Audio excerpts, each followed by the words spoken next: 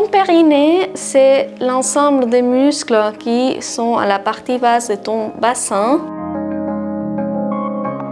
Je m'appelle Coral Lopez, je suis physiothérapeute spécialisée en pelvipérinologie ici au RHNE et puis je travaille à Portales.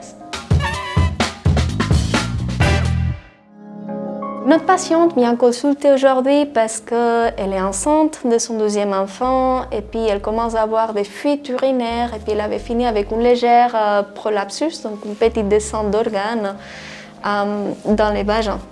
Donc elle vient pour renforcer son périnée, donc on peut utiliser cette technique, c'est le biofeedback.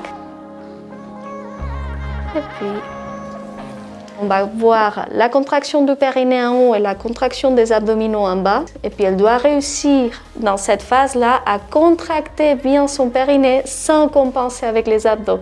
Parce que notre patiente, elle a encore un petit peu de mal aujourd'hui.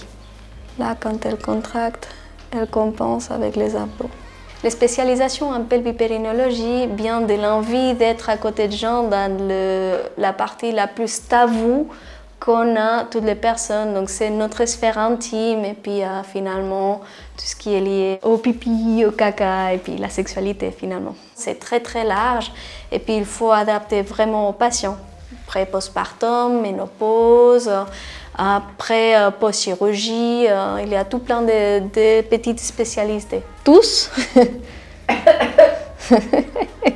Tout ce qui est lié à la pelvipérinologie, c'est beaucoup la qualité de vie, mais pas que. Il y a des gens qui sont tout le temps en train d'aller aux toilettes faire pipi. Même j'ai eu une patiente qui était toutes les 15 minutes aux toilettes. Donc on peut bien imaginer dans ces contextes que cette personne, elle peut plus sortir, faire un café avec une amie ou faire ses courses. C'est vraiment très handicapant socialement et puis dans ses qualités de vie. Puis c'est pas que renforcer là-dessus, c'est vraiment éduquer le patient aux habitudes de vie et puis une hygiène de vie adéquate. Comme loisir création, j'ai fait de rock acrobatique à Neuchâtel, dans une école au centre-ville. Ça fait déjà 3 ans que je suis avec mon copain. Et puis on adore parce que c'est une super activité à faire en couple. On travaille la coordination, la force et le cardio surtout.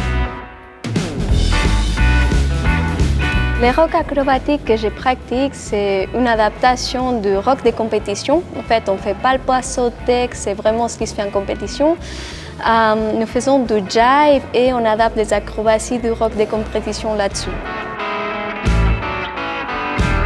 Le rock acrobatique, il n'est pas du tout mauvais pour le périnée. D'ailleurs, c'est bon quand on est bien entraîné, on arrive à supporter ce type d'activité.